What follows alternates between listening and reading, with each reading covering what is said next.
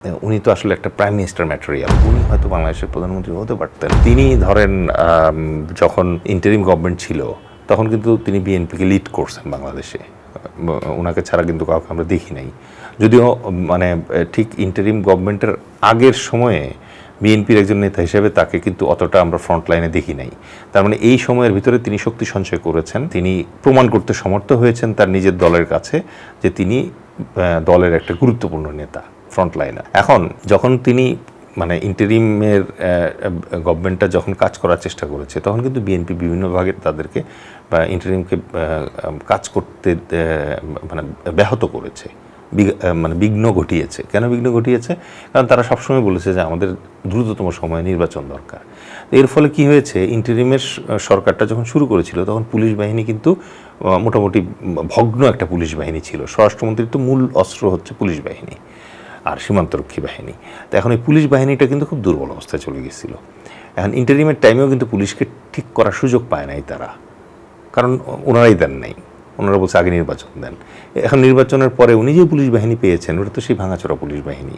এখন এই পুলিশ বাহিনীকে আবার নতুন করে গড়তে হবে, ঠিক করতে হবে, তারপরে না মনে করেন যে উনি এই জায়গাটা স্ট্যাবল করতে পারবেন। স্বরাষ্ট্রমন্ত্রী বাংলাদেশে যিনি এই মুহূর্তে আছেন তিনি কিন্তু অনভিজ্ঞ লোক না, তিনি অভিজ্ঞ লোক।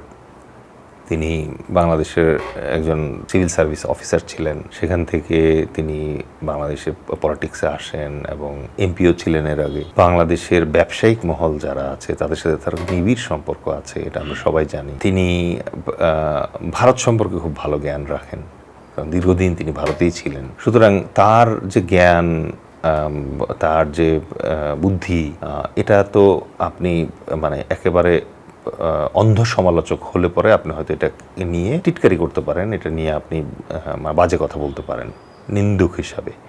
কিন্তু আপনি যদি নির্মোহভাবে, আমি একজন রাজনীতিবিদ হিসেবে ওনাকে যদি অ্যাসেস করি, তার পলিটিক্যাল মানে স্ট্যান্স ইজ ওকে, তার দেহ সৌষ্ঠব, তার কথা বলার ধরন, তার সংসদে অন্যদেরকে শেখানোর ধরন, নিজের মন্ত্রণালয়ের বাইরে গিয়ে অন্য মন্ত্রণালয়ের ব্যাপারে জ্ঞান দান, এগুলো দেখলে তো আপনার মনে হতেই পারে যে উনি তো আসলে একটা প্রাইম মিনিস্টার ম্যাটেরিয়াল। ওনার যদি বাংলাদেশে যদি পরিবারতন্ত্র হয়ে না থাকতো তাহলে উনি হয়তো বাংলাদেশের প্রধানমন্ত্রী হতে পারতেন নিজ যোগ্যতা বলে। সুতরাং তার যোগ্যতা এবং তার গুণাবলী যেটা আছে এটা নিয়ে আমি চ্যালেঞ্জ করব না, এটা নিয়ে আমি কোনো নেগেটিভ কথা বলবো না। তবে স্বরাষ্ট্রমন্ত্রী এই পুশিনের ব্যাপারে অথবা সীমান্ত হত্যার ব্যাপারে আমার মনে হয় যে হয়তো আরেকটু সময় নেবেন। তিনি চেষ্টা করবেন, যেন স্বরাষ্ট্রমন্ত্রীর প্রতি বিনীত অনুরোধ থাকবে যে তিনি একাই কাজ করে যাচ্ছেন এবং তিনি কিন্তু চাইলে একজন কেপেবল প্রতিমন্ত্রী নিতে পারেন, একজন না, এখন এই অবস্থায় 2-3 জন চাইলে নিতে পারেন প্রতিমন্ত্রী স্বরাষ্ট্র মন্ত্রণালয়ের।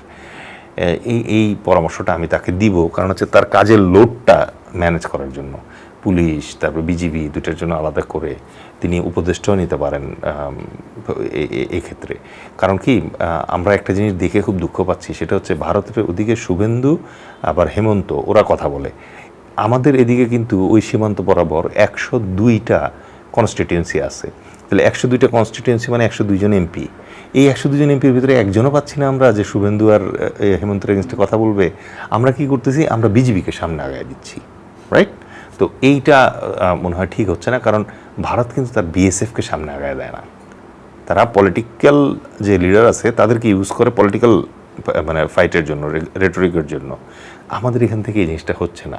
এখন এত অভিজ্ঞ স্বরাষ্ট্রমন্ত্রী যিনি ধরেন ভারতের ব্যাপারে যথেষ্ট অভিজ্ঞ, ইভেন সীমান্তের ব্যাপারেও উনি অভিজ্ঞ, কারণ হচ্ছে এই সীমান্ত ক্রস করেই তো উনি শিলং গেছিলেন, তারপর সেখানে দীর্ঘদিন ছিলেন, আবার এই সীমান্ত ক্রস করেই তো উনি আসছেন। সুতরাং তার তো এই সব ব্যাপার নিয়ে আলাদা করে বোঝার কিছু নাই।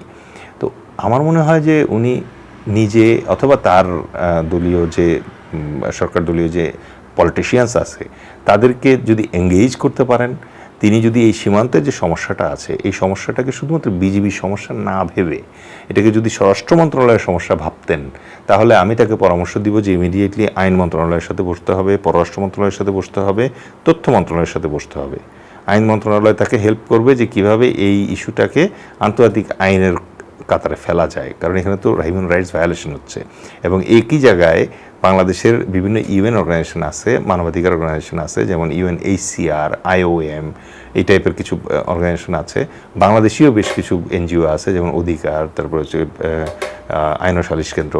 এদেরকে নিয়ে একজোট হয়ে আইনি ব্যাপারটা দেখতে হবে। পররাষ্ট্র মন্ত্রণালয়ের সাথে বসতে হবে কি কারণে? যদি বাংলাদেশি পাওয়া যায় তাহলে পররাষ্ট্র মন্ত্রণালয়ের চ্যানেল দিয়ে কীভাবে এটা, তথ্য মন্ত্রণালয়ের সাথে কেন বসতে হবে? কারণ এই যে এখানে পুশিনের ঘটনাগুলো ঘটতেছে, এই ঘটনাগুলো ক্যাপচার করা মিডিয়া দিয়ে, মিডিয়াকে ওখানে নিয়ে যাওয়া বর্ডারের কাছে, তারপরে মনে করেন যে এগুলো সব কিছু ফুটেজ কালেক্ট করে এটা ইন্টারন্যাশনালি সাবমিট করা, ঠিক আছে? এবং তাকে সর্বোপরি যেটা করতে হবে যে ভারতের সাথে দ্বিপাক্ষিক আলোচনায় বসতে হবে। এই জায়গায় ওনাকে লিড দিতে হবে। উনি অমিত শাহকে কল করুক, প্রত্যেকটা কেস হবে উনি অমিত শাহকে কল করবে, কল করে বলবে যে আজকে একটা পুশিনের ঘটনা ঘটছে, এই যে আপনার হোয়াটসঅ্যাপে আমি ভিডিও পাঠাইলাম, এই যে আমি কথাবার্তা পাঠাইলাম, প্লিজ বন্ধ করেন। বারবার বলতে হবে এই জিনিসগুলো। এই কাজগুলো কি উনি করছেন কি না, এটা হচ্ছে প্রশ্ন। এখন ধরেন ধর্মের ব্যাখ্যা, ব্যাংকের ব্যাখ্যা, অন্যান্য সব ব্যাখ্যাই উনি দিচ্ছেন। আমার মনে হয় যে উনি বোধহয় আপাতত এই পুশিন এবং বর্ডার কিলিংয়ের যে ব্যাপারটা আছে এইটাতে প্রায়োরিটি দিলে ভালো করবেন।